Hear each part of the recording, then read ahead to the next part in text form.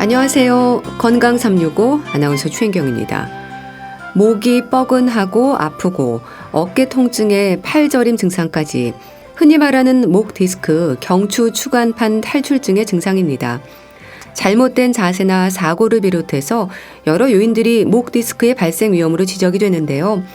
정확한 진단 없이 짐작으로 목 디스크로 생각하는 분들도 많습니다. 목 디스크로 불리는 경추 추간판 탈출증의 검사와 치료, 또 증상 완화를 위해서 노력해야 하는 부분들까지 잠시 후에 알아봅니다. 그리고 어르신들의 폐렴구균 예방접종이 강조되는 폐렴의 위험과 예방에 대해서도 살펴봅니다. 건강 365 신승훈의 나비효과 듣고 시작하겠습니다. KBS 라디오 건강 365 함께하고 계십니다. 경추 추간판 탈출증은 흔히 목 디스크로 불립니다. 디스크라고 하는 추간판에 문제가 생기면서 나타나는 질환인데요. 추간판이 제자리를 벗어나면서 주변을 자극하는 걸까요? 통증을 부르는 경추 추간판 탈출증, 고려대 구로병원 정형외과 서승우 교수와 함께합니다. 교수님 안녕하세요. 안녕하세요. 척추 질환에 있어서 불리는 이름들이 많네요. 디스크로 불리는 곳이 추간판인 거죠? 근데 이게 어디를 말하는 건가요? 두 가지 이름으로 불리는 이유도 궁금한데요. 예, 먼저 추간판이라는 거를 보시면요. 추간판 할 때 추라는 거는 척추의 추자고요. 예? 간은 척추뼈 사이, 그 사이 간자를 말하는 거고요. 그러니까 척추뼈 사이 그 간격에 있는 판. 그러니까 우리 쉽게 말하면 척추뼈 사이에 둥그런 방석 하나가 껴있다고 생각하면 됩니다. 그 피자판 같이 두툼한 게요. 그래가지고 디스크라고 이야기하는 게 원래는 이제 영어 이름인데 그 디스크가 동그랗게 이제 판처럼 돼 있는 거거든요. 그러니까 우리 동전같이 동그랗게 돼 있는 거를 이제 디스크라고 하는데 그 우리 척추뼈 사이에 들어있는 그 추간판도 보면 그 둥그런 그 방석같이 돼 있기 때문에 그래서 이제 디스크라고 이제 영문 이름으로 흔히 이야기도 합니다. 추간판이 하는 일이 완충작용을 하는 건가요? 척추뼈끼리 부딪히면 안 되는 거죠? 예, 뼈와 뼈 사이에 그 우리 고무 충격 흡수판 있는 것처럼 그게 이제 충격 흡수하는 역할을 해가지고 뼈와 뼈가 이제 직접 부딪히지 않게 하기 위한 것인데 이게 보면은 우리 그 사람보다 큰 동물들 있잖아요. 뭐 소나 돼지. 거기는 그 허리가 누워 있어가지고 이렇게 허리에 충격을 받을 일이 없거든요. 근데 이제 직립보행을 하는 사람은 뼈와 뼈 사이가 이제 눌릴 일이 많잖아요. 서 있으니까. 그래가지고 사람의 그 추간판 간격이 훨씬 더 넓습니다. 그래가지고 이 추간판은 척추 위아래 뼈 사이에서 그 충격을 완충 작용하는 역할을 해줍니다. 이 디스크의 성분이 뭔가요? 한 70에서 한 80%는 수분 성분으로 되어 있고요. 그 위에 이제 그게 이제 결국은 젤리 같은 거라고 보시면 되거든요. 그래서 이제 젤리 같은 건데 거기에 수분이 80% 정도 되고 나머지 20%는 이제 프로테오글라이칸이라고 불리는 그런 이제 단백질 형성이 돼 있습니다. 그러니까 우리 그 밀가루 반죽한 것 같이 이렇게 물렁물렁한 그런 성분이 들어있다고 보시면 됩니다. 근데 나이 들면서 그 수분량이 좀 줄어드는 건가요? 예, 우리 나이 들면은 피부도 이렇게 수분이 빠져나가서 쭈글쭈글해지듯이 거기 그 추간판도 거기에서 수분 함량이 빠져가지고 그 높이도 줄어들고 그 약간 좀 딱딱해집니다. 그래가지고 그 우리 나이 들면 들수록 키가 자꾸 줄어드는 이유가 그 척추뼈 사이에 있는 추간판이 1mm씩만 이렇게 그 말라가지고 줄어들어도 척추뼈가 33개니까 그 상당량이 줄게 되거든요. 그래서 나이 먹으면서 한 1, 2cm 뭐 크게는 2, 3cm도 이렇게 줄어든 것처럼 키가 느껴지게 됩니다. 그럼 또 탄력이 떨어지면서 디스크가 밀려날 위험이 높아지는 건가요? 자세도 문제가 되지 않나 싶은데요. 예, 추간판이 어느 정도 그 아주 어렸을 때는 이제 관계가 없는데요. 퇴화를 시작하면서부터는 그 구조물이 좀 약해지거든요. 그러면서 이제 그 어느 정도 치약 짜지듯이 눌리는 그런 상황이 될 때는 이게 터져 나오는데, 오히려 완전히 말라가지고 노인이 이제 됐을 때요, 60이나 이제 70 그 정도 됐을 때는 그 완전히 말라붙어가지고 이게 어디 나올 게 없어지게 됩니다. 우리 치약 자체가 다 말라지면 이게 나올 게 없잖아요. 그런 식으로, 그러니까 한 나이가 30에서 40, 그 사이에 어느 정도 물기가 있어가지고 물렁물렁 하면서 구조물이 약해졌을 때, 그때 이제 디스크가 이제 터져 나올 위험이 높고요. 이제 자세도 그 이제 구부리는 자세를 했을 때 그 압력이 높아지고 또 그 추간판이 뒤로 밀리는 힘이 작용을 합니다. 그래가지고 이제 뒤로 이제 잘 터져 나오는 경우가 발생합니다. 그러니까 여러 요인들이 목 디스크로 불리는 경추 추간판 탈출증의 원인이 되는 거네요. 그러니까 자세나 뭐 사고 위험도 있고요. 또 나이 들수록 노안도 오고 그러니까 목을 자꾸 앞으로 빼게 되잖아요.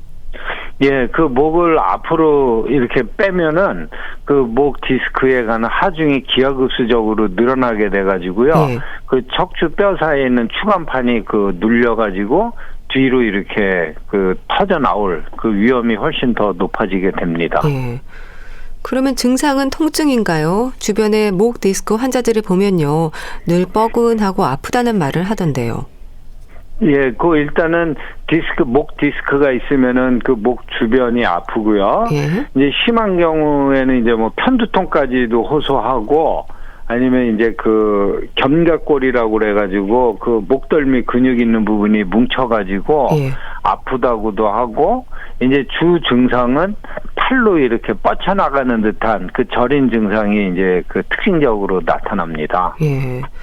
그러면 목만 아픈 게 아니라 그렇게 팔도 저리고 팔에 힘이 없어진다는 것도 맞는 얘기인가요?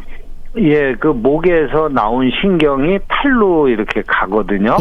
그러다 보니까 목에서 디스크가 있어가지고 팔로 가는 신경을 압박하게 되면은 꼭 팔이 저린 것처럼 느껴지고, 이제 손가락도 저린 것처럼 느껴지는, 그래서 또 심해지면은 마비가 오면은 그 근육 같은 게 조절 능력이 떨어져가지고 힘이 없어진 것처럼도 느껴집니다.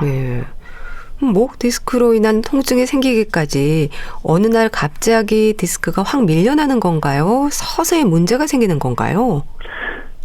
이게 터지는 게 어느 날 갑자기 터지는 거는 아니고요. 계속 이제 오래 쓰다 보면은 그 디스크를 이렇게 담아두고 있는 그 포장이 돼 있다고 쉽게 생각합니다. 그 이제 우리 김밥 생각하면 되거든요. 그 안에 그 액체가 있고 구조물 있고 거기 이제 둘러싸고 있는 김말이처럼 그게 돼 있는데, 그게 오래 쓰다 보면은 그 개를 잡아두고 있는 그 막이 약해져가지고 그게 해지는 거죠. 우리 청바지 오래 입으면 이렇게 해지듯이. 그래가지고 이제 거기서 틈새로 이제 터져 나오는 거거든요. 그러다 보니까 이게 이제 서서히 터져 나오는 거라고 생각하시면 됩니다. 사실 제 주변에도요, 많은 분들이 스스로를 목 디스크라고 생각하는 분들이 있는데 통증이 있어도 그냥 견디시거든요. 흔해서 그렇기도 한 것 같은데 무심할 일은 아닌 것 같은데 어떨까요?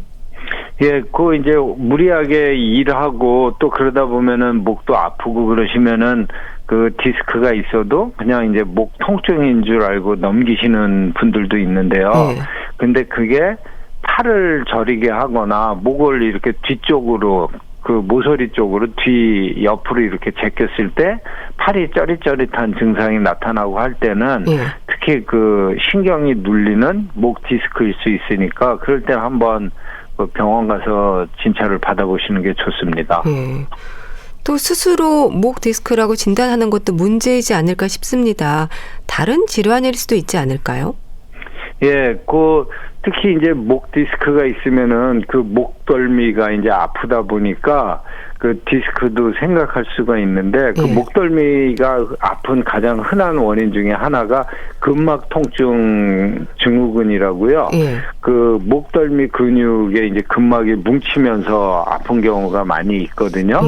이제 그거를 목 디스크로 오인하시는 분들도 있고요. 아니면 이제 자세성으로 인해 가지고 그 목에 이제 아프신 분들도 있거든요. 그 목 관절에 힘이 많이 들어가 가지고 이제 그런 경우도 이제 감별이 필요합니다. 네. 아무래도 정확한 진단이 중요할 것 같은데요. X선 검사로도 확인이 되나요? 뭐 CT를 찍나요? 예, 그 심한 경우에는 그 목뼈 사이에 있는 디스크가 이제 빠져나오니까 그 높이가 좀 감소되는 현상이 발견이 되는데요. 그러면 이제 X선으로도 어느 정도 의심할 수가 있는데, 그 이제 제일 정확한 거는 MRI를 찍어 보시는 게 그 가장 정확합니다. 예. 그럼 CT나 MRI로 구체적으로 확인하는 부분들은 뭔가요? 경추뼈의 구조를 전반적으로 확인하는 겁니까? 예, 그 CT하고 MRI를 혼동 가끔 하시기도 하는데요. CT는 엑스레이를 여러 장 찍은 거를 이렇게 입체적으로 모아놓은 거라고 보시면 되고요. 그러다 보니까 엑스레이는 주로 뼈를 보는 거다 보니까 CT 자체가 이제 뼈의 구조물을 보기 위한 거고요.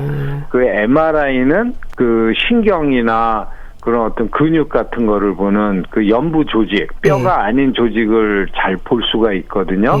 그런데 이제 디스크는 그 뼈가 아닌 물렁뼈가 나온 거기 때문에, 연골이 나온 거기 때문에 이제 MRI를 찍어서 디스크 탈출을 확인하게 됩니다. 아무래도 디스크, 인대, 경추뼈가 모두 정상 범위를 넘어선 경우가 많겠네요. 예, 나이가 들면 어느 정도 이제 디스크나 척추뼈 자체가 퇴행이 많기 때문에 그 인대도 두꺼워지고 그 뼈 관절, 경추뼈 마디도 퇴행성 변화가 있어가지고 그 목 디스크가 있는 환자분들 보면 이제 정상 범위를 넘어선 경우가 많이 있습니다. 진단에서 방사선 검사가 진행이 되기도 하나요? 예, 제일 먼저 오시면은 엑스레이를 찍어가지고 전반적인 뼈의 이상 여부를 관찰하고요. 거기 하다가 그 이학적 검사를 해서 팔의 저림이나 뭐 이런 디스크가 의심이 되고 하면은 MRI 같은 거를 촬영하기도 합니다. 검사를 통해서 경추 추간판 탈출증이라는 진단이 내려지면요. 치료는 어떻게 계획이 될까요? 흔히 말하는 보존적 치료부터 진행이 되는 거죠. 예, 그 일단은 처음부터 뭐 수술이나 시술을 생각하진 않고요. 그 약물 치료나 아니면 이제 스트레칭 운동 같은 그런 이제 보존적 치료를 먼저 시행하다가 그 이후에 이제 계속 아프면은 뭐 주사요법이나 이제 시술 그런 걸로 차츰차츰 강도를 높여갑니다. 수면 환경도 살펴야 하는 건가요? 베개 높이나 위치도 또 살펴야 한다고 하던데요. 예, 그 너무 높은 베개를 사용하면은 목이 이제 구부린 자세로 또 자면서 목에 그 추간판에 힘이 들어가기도 하고 또 잘못 주무시면은 목이 이제 뻐근하게 느껴지기도 하기 때문에 그 베개 높이도 좀 잘 그 고려를 하시는 게 좋습니다.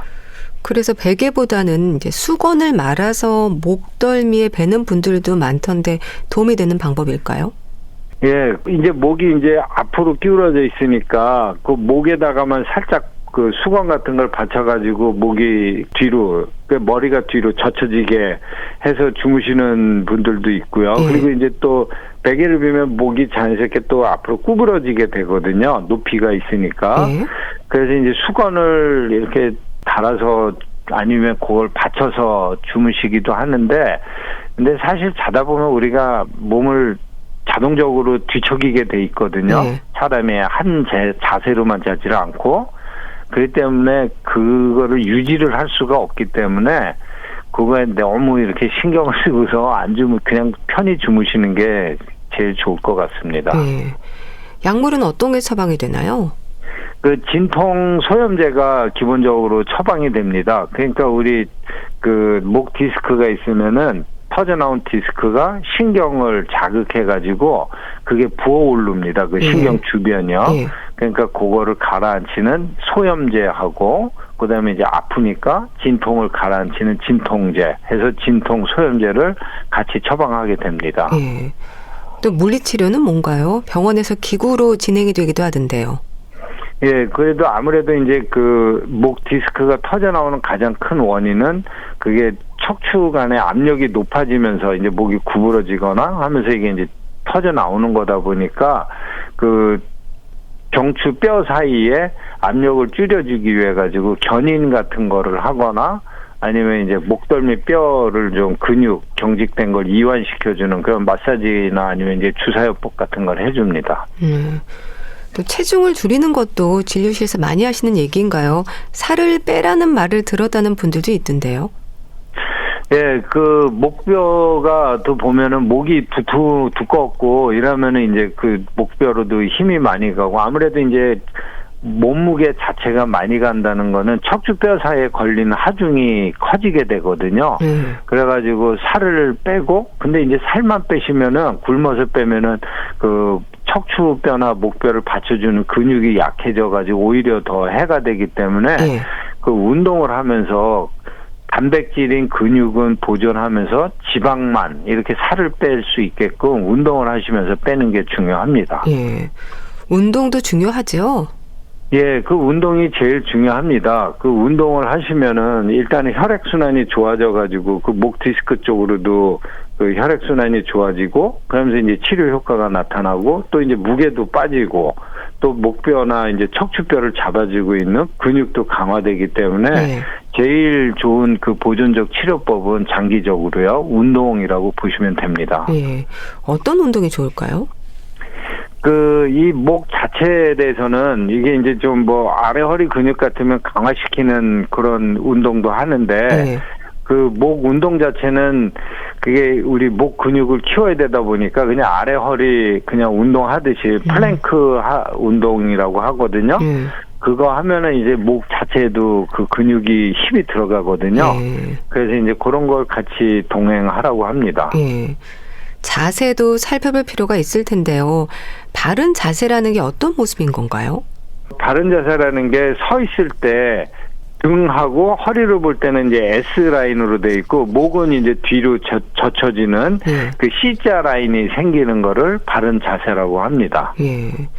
또 주사 치료로 통증을 달래는 분들도 많지 않습니까? 근데 기준이 있을 텐데요.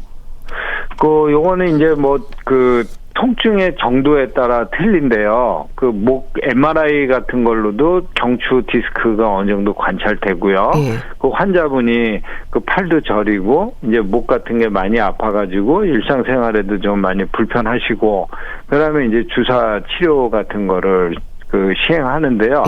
그 통증에 대한 민감도는 그 사람들마다 다 개인 차이가 있어가지고 어느 걸 딱 기준으로 하질 않고 이제 많이 이제 아파가지고 이제 많이 불편해 하시면 그때 이제 주사 치료 같은 거를 고려합니다. 통증을 느끼는 곳에 스테로이드 주사 치료를 하는 건가요? 예, 결국은 그 약에 들어있는 성분을 직접 주사로 전달해 준다고 보시면 됩니다. 그 스테로이드는 강력한 그 소염 효과를 가진 약물이거든요. 거기 스테로이드에다가 진통제를 같이 섞어가지고 그 디스크나 염증 그 신경 부위에 이제 통증이 있는 염증이 있는 부위로 생각되는 곳에 이제 주사를 약물을 직접 거기에다가 투여를 하는 겁니다. 수술적 치료가 필요한 경우도 있을 텐데요. 수술에 신중해야 하는 것도 맞고 또 필요한 상태라면 시기를 놓치지 않도록 조심해야 하는 것도 맞지 않을까 싶습니다. 예, 그 목 디스크 수술인 경우 일반적인 수술 방법이 그 우리 요추 아래 허리의 수술법하고 약간 차이가 있습니다. 그 우리 아래 허리 요추에서는 터져 나온 디스크만 살짝 빼주면은 되거든요. 그러니까 이제 고정 수술 같은 건 안 하고요. 근데 이제 경추 같은 경우에는 터져 나온 디스크를 빼내면서 대부분 그 경추를 고정시키는 수술을 합니다. 그 경추 디스크에서는. 그러다 보니까 그 목뼈 위아래 마디를 고정시켜 버리면 그 위아래 다른 마디에서 또 나중에 2차적으로 고장이 나는 경우가 많이 발생하기 때문에 그 수술은 신중하게 하는 게 좋고요. 근데 이제 또 거꾸로 너무 이제 수술하면 안 돼만 갖고서 시기를 놓치면은 그 터져 나온 디스크가 심한 경우에는 신경을 압박해가지고 신경 자체에 손상이 가가지고 나중에 그 디스크를 제거해줘도 그 신경이 잘 회복되지 않는 경우도 있거든요. 그래서 이제 너무 심한 경우에는 이제 또 수술을 또 고려를 해야 됩니다. 그래도 수술을 결정하는 기준도 있죠? 예, 일단은 신경 증상이 나타나야 되고요. 예. 그 목 디스크 때문에 이제 팔 저림 같은 게 아주 심하거나 아니면 이제 근력 같은 게 떨어져 가지고 팔 힘도 약하고 어떤 분들은 이제 심한 경우에는 그 단추 같은 거 채우기도 좀 힘들다고 하고 그 젓가락질도 이제 불편해 하시고 예. 이제 걸음걸이 하지 쪽으로도 이게 힘이 약해집니다. 목 디스크가 있으면요. 그래가지고 이제 계단 같은 거 오를 때도 좀 힘이 떨어지고 그런 이제 신경 증상이 좀 심하게 나타나면은 수술 같은 걸 권장합니다. 예. 목 디스크 환자들이 일상에서 조심할 부분들 그리고 예방을 위해서도 조언을 주세요. 예, 그 주무실 때 또는 이제 그 TV 볼 때 벽에 기대가지고 목을 이렇게 확 앞으로 구부려가지고들 많이 보시잖아요. 소파 예. 같은데 기대가지고. 그러다 보면 이제 목 디스크 같은 것들이 잘 나오는 자세이거든요. 그리고 두 번째는 본인도 모르게 그 목 디스크나 목에 퇴행성 변화가 많이 와 있는 경우들도 계세요. 예. 그 자세가 이제 나쁜 자세가 오래 유지되다 보면요. 그래가지고 뒤늦게 발견하시는 분들도 꽤 있어가지고 그 목 같은 경우에는 되도록이면 이제 바른 자세로 취하시려고 하고 예. 가끔 이제 목이 통증이 있고 그러면은 한번 병원에서 엑스레이 같은 걸 찍어가지고 그 목의 상태를 한번 점검 받아보시는 것도 좋을 것 같습니다. 네. 목 디스크로 불리는 경추 추간판 탈추증에 대해서 자세히 알아봤는데요. 고려대 구로병원 정형외과 서승우 교수와 함께했습니다. 감사합니다. 감사합니다. KBS 라디오 건강 365 함께하고 계신데요. 현숙의 사랑하고 싶어요 듣고 다시 오겠습니다.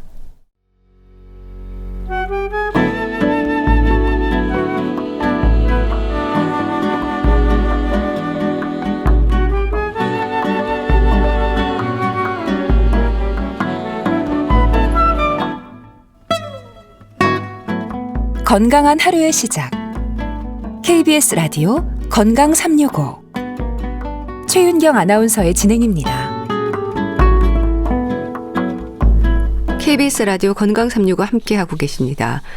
누구에게나 그렇지만 특히 노인들에게 폐렴은 아주 부담스러운 질환입니다. 65세 이상의 노인들에게 폐렴 구균으로 인한 감염 위험은 치명적일 수도 있어서 조심해야 하고요. 그런 의미에서도 폐렴 구균 예방 접종이 강조가 됩니다. 폐렴의 위험과 폐렴 구균 예방 접종, 대한의사협회 백현옥 부회장과 함께합니다. 안녕하세요. 네, 안녕하십니까. 어떻습니까? 65세 이상 노인들을 대상으로 하는 폐렴 구균 예방 접종이 무료로 진행이 되지 않나요? 와, 잘 아시네요. 그렇습니다. 예. 만 65세 이상 노인에겐 무료로 폐렴구균 예방접종 해드리는데요. 한 번도 접종하지 않은 분들에게는 23가 다당 백신을 한 번 접종하고요. 예. 가까운 지정의료기관 보건소에서 맞을 수 있습니다. 예. 그 영유아기 아이들뿐 아니라 성인 그리고 노인들에게도 감염병의 위험은 없죠? 아무래도 이 폐렴이라는 것 자체가 사실은 주로 세균, 바이러스, 곰팡이 같은 미생물로 인해서 감염이 생겨서 염증이 진행되잖아요. 예. 그렇기 때문에 건강한 성인보다는 아무래도 면역력이 낮은 노인과 어린이들에게 걸리기 쉬운 질병이죠. 예. 그래서 실제로 폐렴은 상당히 중요한 사망 원인으로 꼽히는데요. 그중에서도 60세 이상의 비율이 매년 증가하고 있고요. 특히나 만성질환자, 만성폐질환 환자, 면역력 저하 환자의 경우는 폐렴이 생기기도 굉장히 높고 그다음에 사망률도 높은 그런 특성이 있어서요. 이렇게 노인들에게 발생하는 폐렴을 우리가 노인성 폐렴이라고 부르기도 합니다. 예.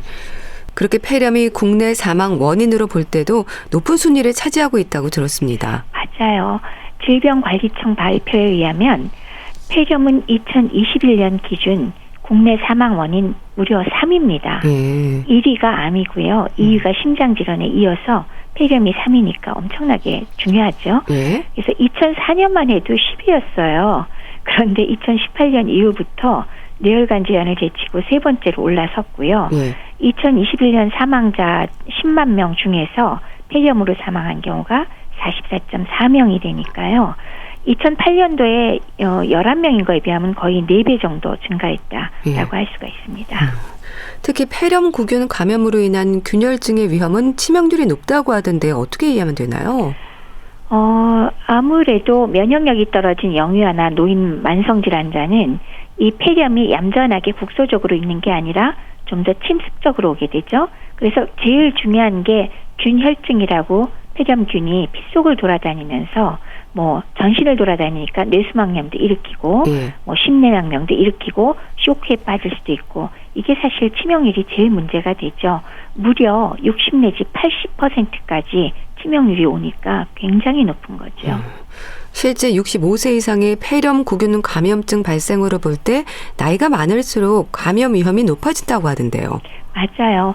지난해 폐렴구균 감염증 발생 신고를 봤더니 전체 건수 중에서 무려 60% 정도가 65세 이상이더군요. 예. 그러니까 일단 감염 위험도 높다는 건 금방 알 수 있고 그런데다가 노년층은 폐기능도 떨어져 있고 면역력도 떨어져 있으니까 예.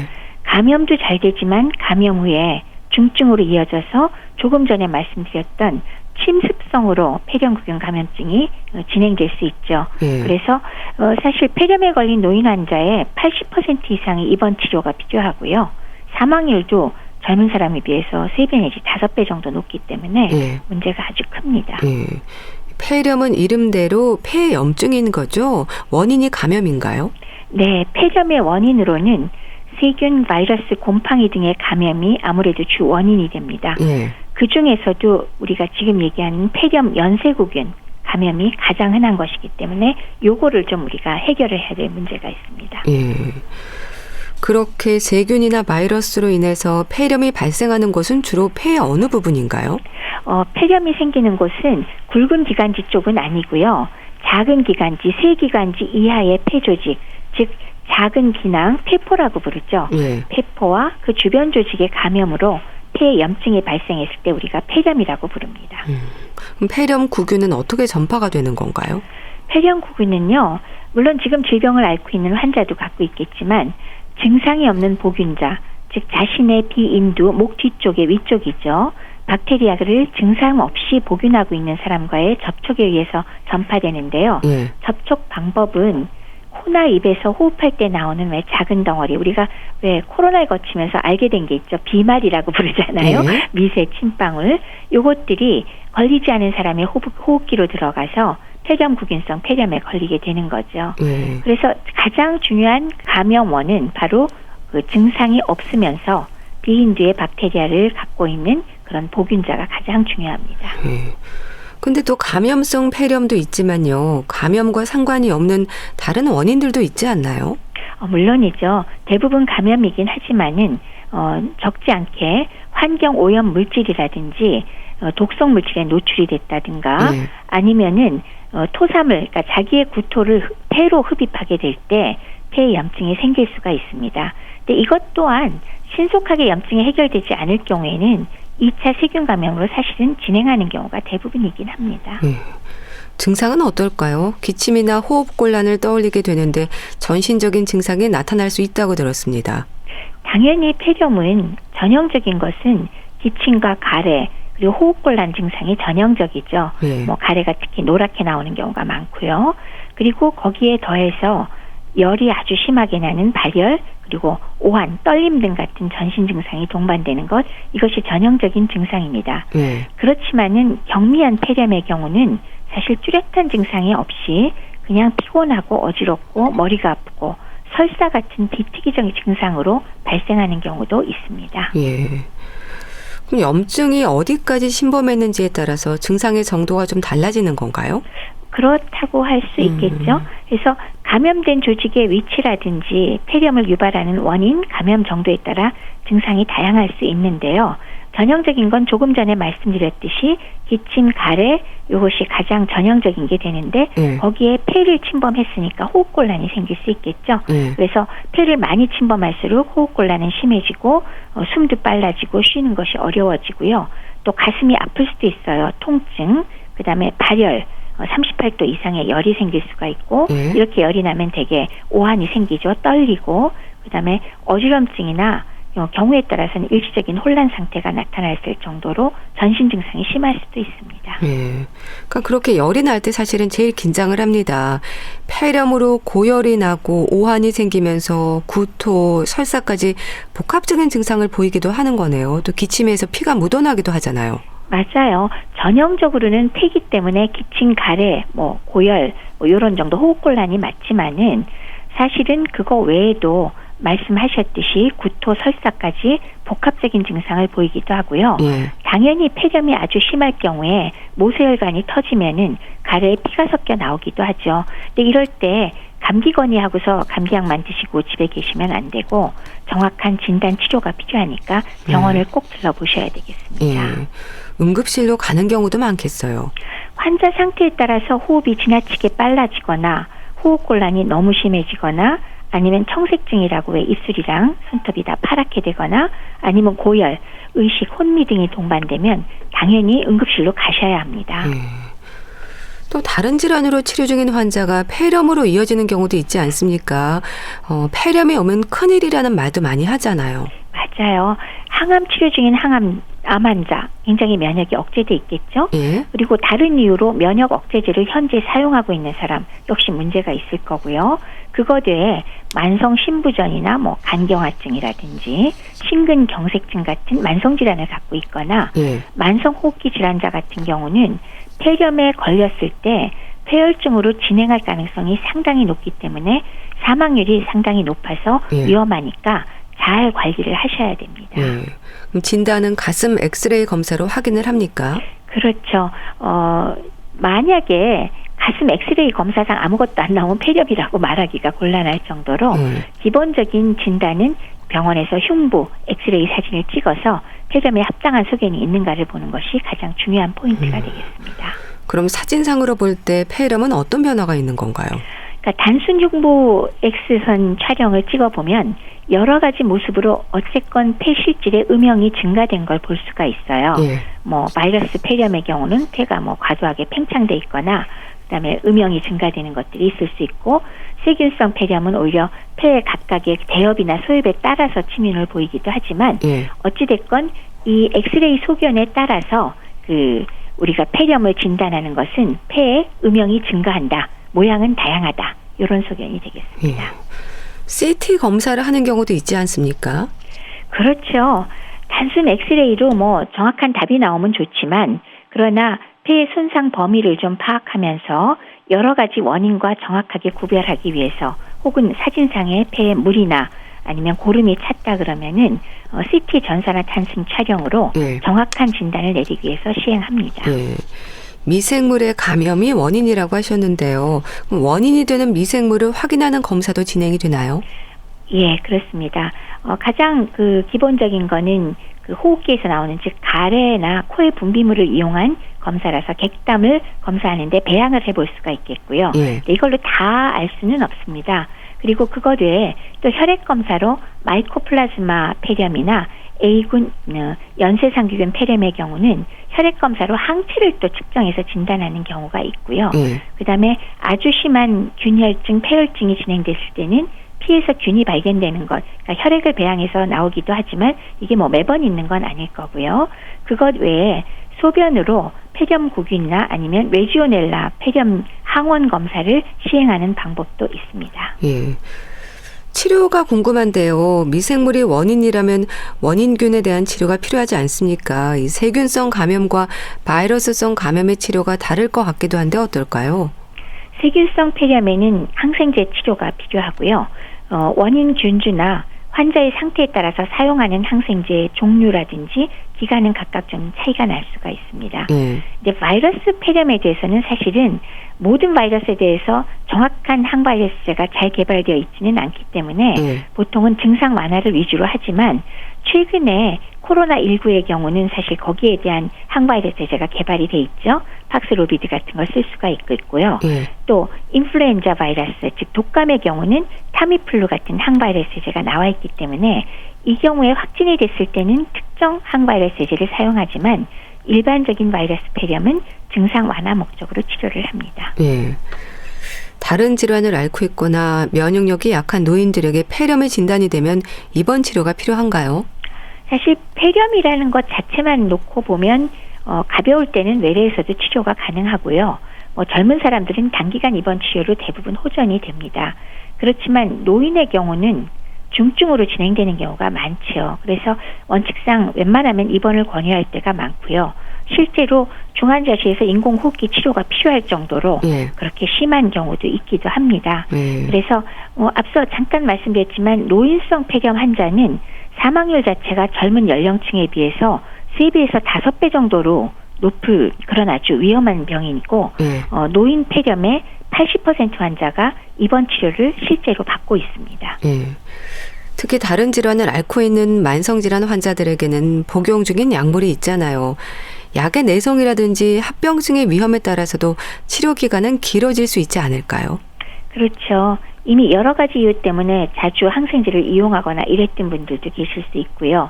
그래서 적절한 항생제라고 썼는데 벌써 항생제 내성이 동반돼 있거나 아니면 중환자실을 사용해야 할 정도로 중증의 경우 치료 기간이 굉장히 길어지기도 합니다. 예. 그래서 통상적으로는 한 항생제를 한 7일에서 열흘 정도 투여하지만은 원인되는 미생물이라든지 환자 상태, 항생제 종류, 또 동반 질환, 합병증 유무에 따라서는 달라질 수가 있겠죠. 하지만 적어도 5일 이상은 반드시 치료를 하셔야 되겠습니다. 예.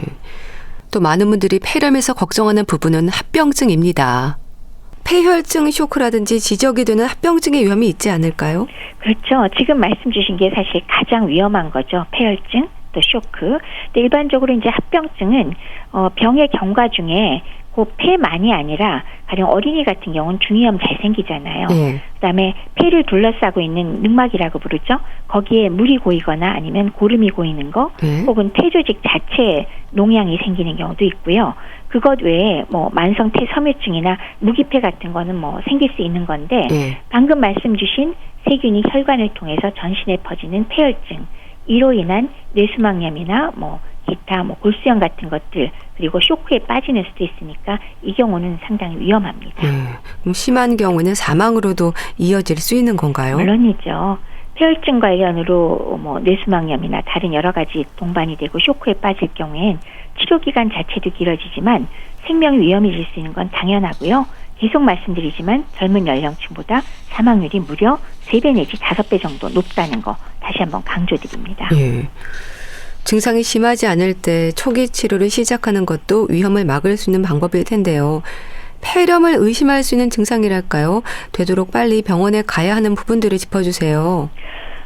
노인성 폐렴의 증상은 전형적인 폐렴의 증상인 기침, 가래, 고열, 이게 그렇게 뚜렷하지 않고 아주 애매하게 다양하게 나타납니다. 그래서 사실 진단이 늦어질 때가 많은데 점차적으로 의식이 나빠지거나 노인의 경우 입맛이 떨어지거나 기운이 쭉 빠지고 기력이 쇠퇴한 노쇠 증상이 나오거나 헛소리를 하거나 손발이 파래지거나 아니면 배가 아프거나 대소변을 못 가리게 되고 좀 막연하게 노인들이 이거 내가 노안이야 라고 보통도 얘기하는 증상이긴 한데요. 좀 급작스럽게 평소와 다른 증상과 징후를 보일 경우에 조기 진단이 필요하니까 이때는 바로 병원 진료를 받아보셔서 폐렴 아닌지 확인하셔야 되겠습니다. 그리고 예방법으로는 백신이 있죠. 백신이 100%는 아니지만 위험을 줄이는 효과가 있지 않습니까? 그렇죠. 세계보건기구에서도 폐렴구균 질환을 백신으로 예방 가능한 사망질환 중 하나로 선정을 할 정도니까 이게 다 백신 덕분입니다. 그래서 실제 지역사회에서 획득되는 그런 폐렴 중 폐렴구균으로 인한 것이 70% 가까이 때문에 가장 흔하잖아요.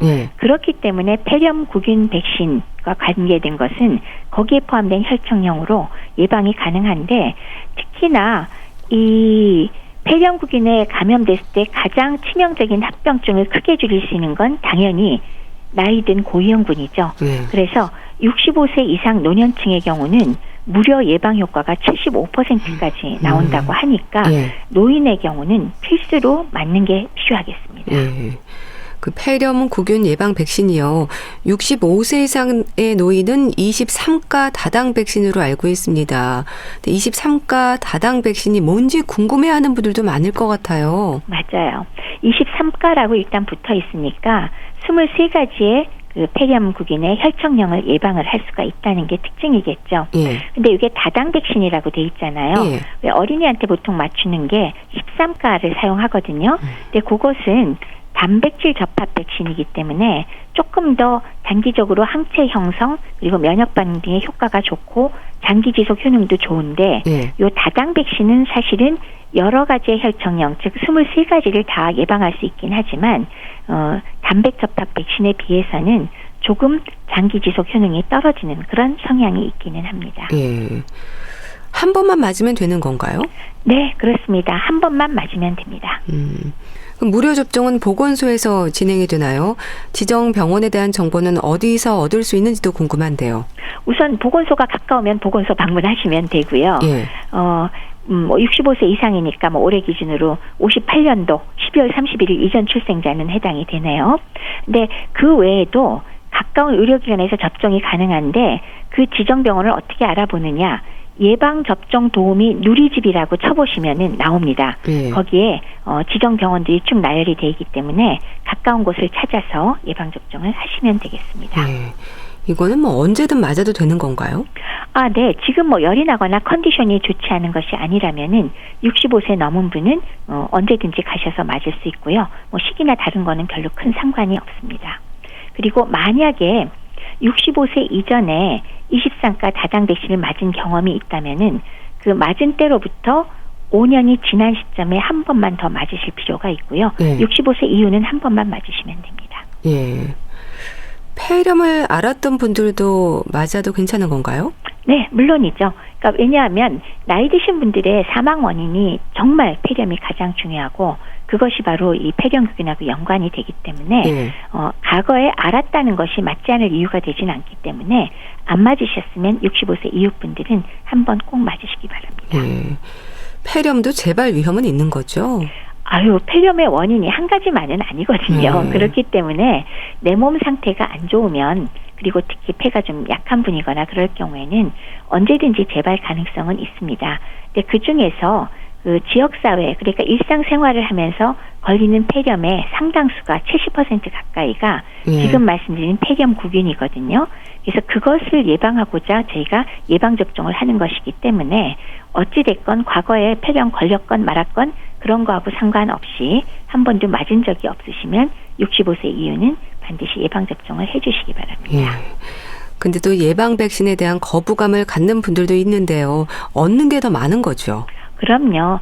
예방접종이라는 게 사실은 100% 나를 100% 보호해 주는 건 사실은 아니에요. 예. 근데 왜 사회 전체적으로 봤을 때는 분명히 도움이 되고 또 한 명이라도 적게 걸렸을 때 역시 다른 사람한테 퍼뜨리는 감염원을 줄이는 효과도 있거든요. 그럼 우리 코로나19 때 공부 많이 했잖아요. 그래서 그런 의미에서 맞는 게 좋고요. 그렇지만 65세 이상 노년층의 경우 이 폐렴을 예방하는 게 무려 75% 예방 효과이기 때문에 이거 상당히 효과적인 거거든요. 그래서 이거는 맞으시는 게 좋습니다. 예. 노인들의 경우에는 열이 나거나 할 때도 폐렴의 위험이 있는 건가요? 열이 나는 게 물론 여러 가지 이유는 있죠. 그래서 노인의 경우는 사실 열까지 낮으면 어쨌건 열 나면 병원 가시면 가슴 사진은 기본적으로 찍거든요. 혈액 검사하고. 그래서 확인을 하게 되고요. 근데 노인의 경우 사실 문제점은 폐렴에 걸려도 열이 잘 안 나는 게 문제입니다. 그래서 의심을 하기가 좀 어렵다는 게 문제이긴 하거든요. 그래서 그런 점에서 왜 평소와 좀 다르게 갑자기 기력이 떨어지면서 식사를 갑자기 못 하시게 된다. 이럴 때는 꼭 병원 가셔서 가슴 사진하고 피 검사는 쉽거든요. 그 정도는 검사를 해드리는 게 도움이 될 겁니다. 예. 65세 이상의 노인들은 폐렴 구군 예방 백신 꼭 챙기시기 바랍니다. 대한의사협회 백현옥 부회장과 함께했는데요. 감사합니다. 네, 고맙습니다. 김성호의 당신은 천사와 커피를 마셔본 적이 있습니까? 보내드리면서 인사드릴게요. 건강365 아나운서 최인경이었습니다. 고맙습니다.